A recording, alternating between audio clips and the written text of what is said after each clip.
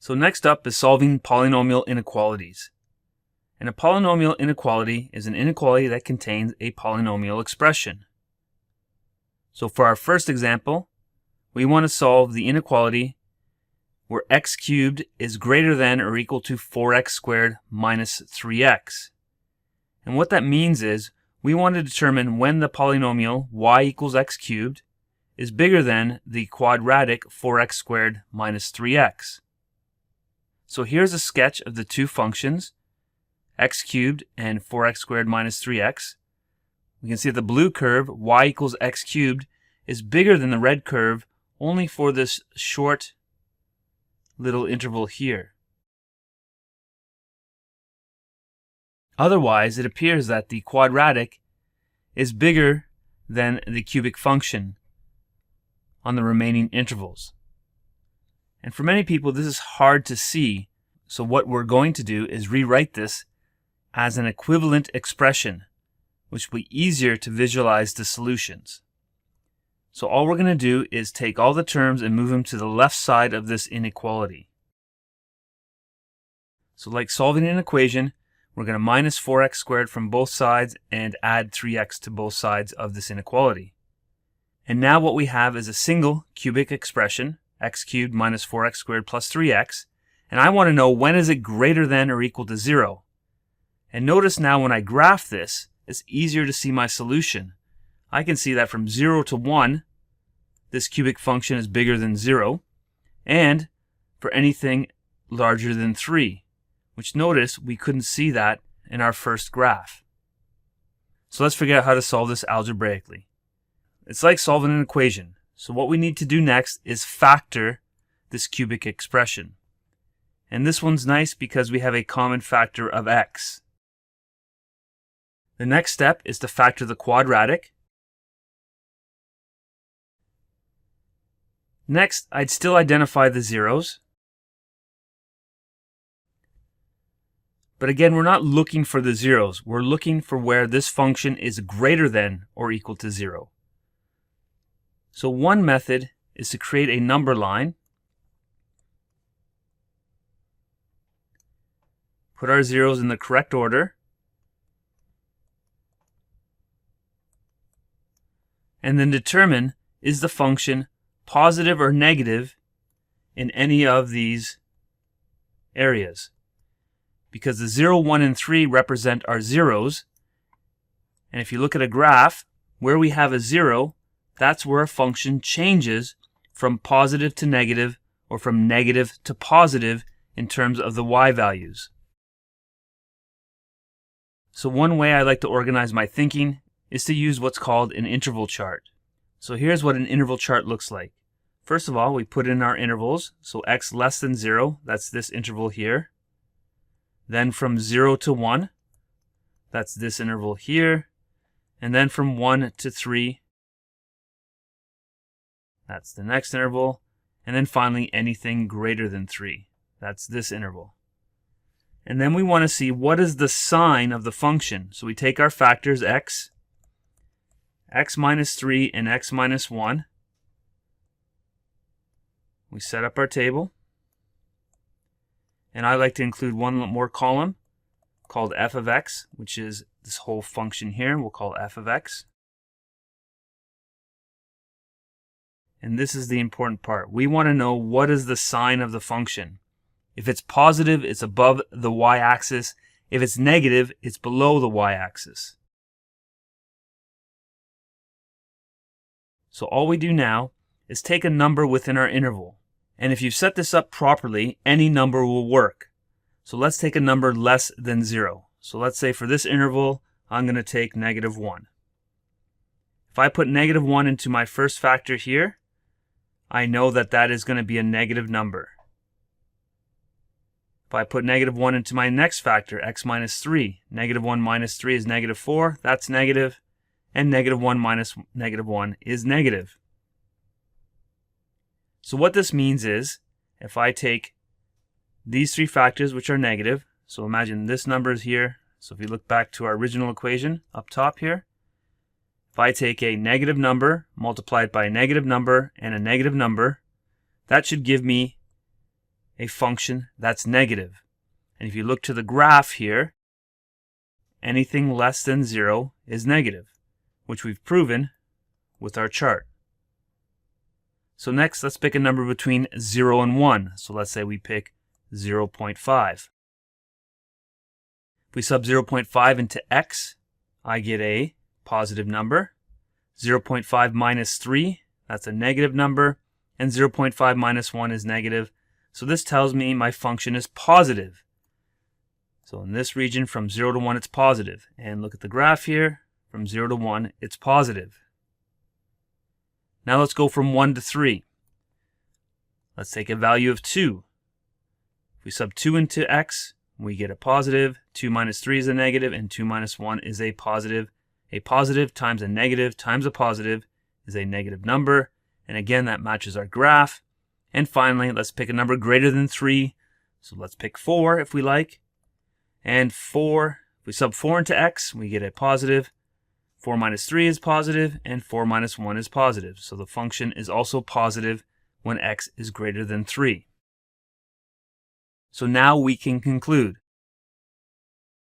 We can say that x cubed is greater than or equal to 4x squared minus 3x when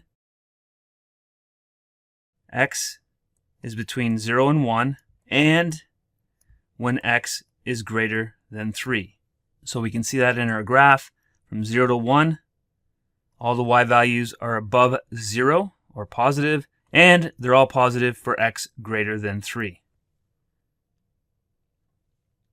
One more thing we need to include are the equal signs because we want to know when it's greater than or equal to 0. Well, let's throw some equal signs in there. Finally, if we want to use our set notation, we would use square brackets to indicate it can equal 0 and it can equal 1. And starting from 3, going to infinity, we'd still use a rounded bracket. All right, so let's try this again. So we want to solve this polynomial inequality. Again, we want to show when this cubic function is greater than this quadratic function. To graph this, it would be confusing to solve.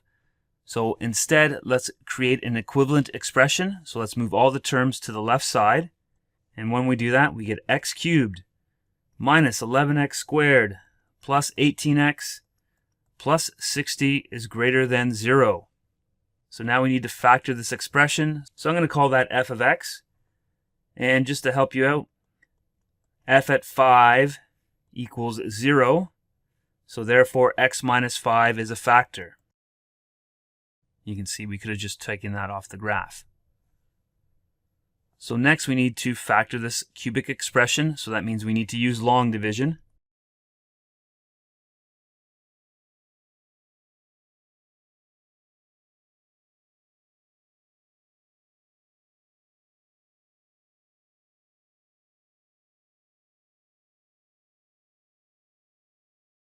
So again, we're still trying to solve this inequality. We still need to factor this quadratic. So let's look at the discriminant. We end up with a positive value, which means we have two solutions. However, it's not a square number, so we're going to need the quadratic formula.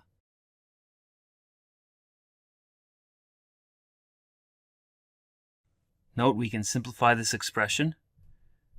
So 4 goes into 84 21 times. Square root of 4 is 2. Again, I'm just going through all the steps. We can take out a common factor of 2 from the numerator.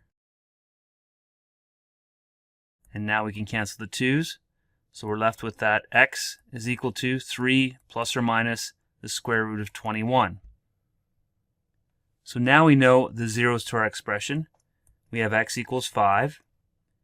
And then we have x equals 3 plus the root of 21.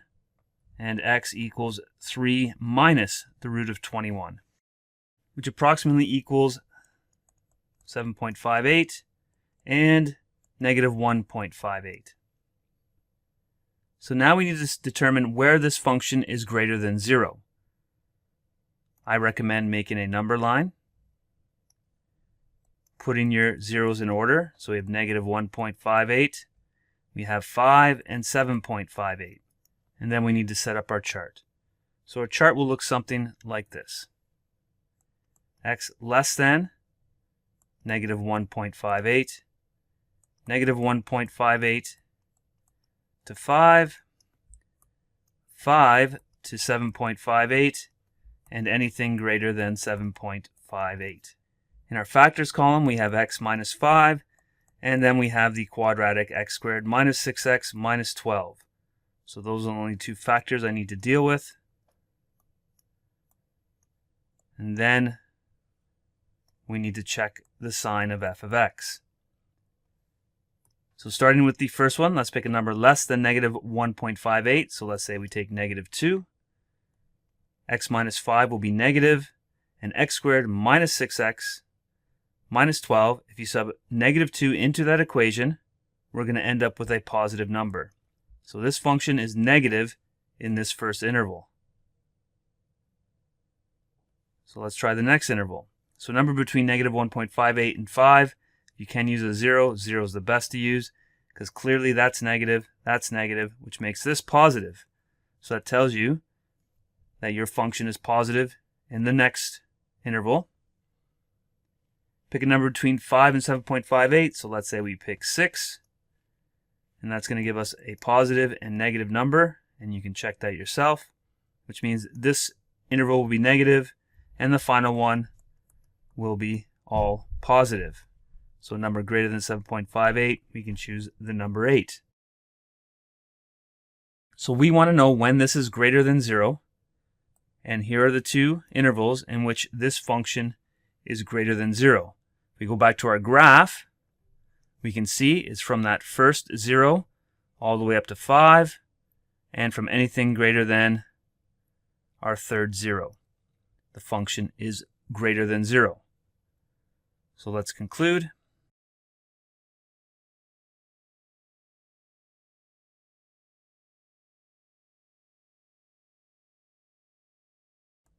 And notice in here I put the exact values.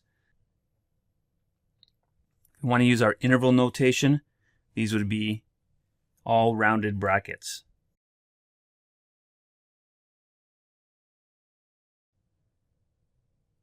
Notice we don't need the equal signs because we're not looking for when it's greater than or equal to 0. We're only looking for where it was greater than 0 in that equivalent expression, but again, this is the expression we started with.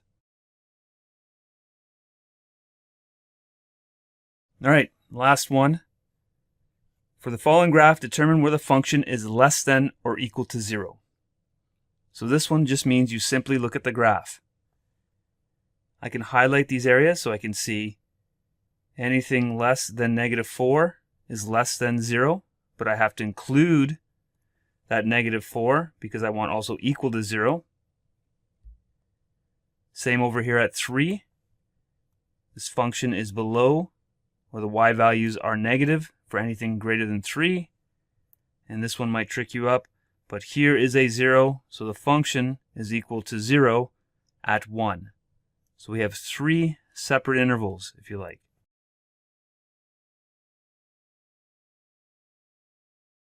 Notice once again, I needed to put an equal sign on my intervals to indicate that I can also include 3 as part of my solution. Give these questions a try and let me know if you need any help.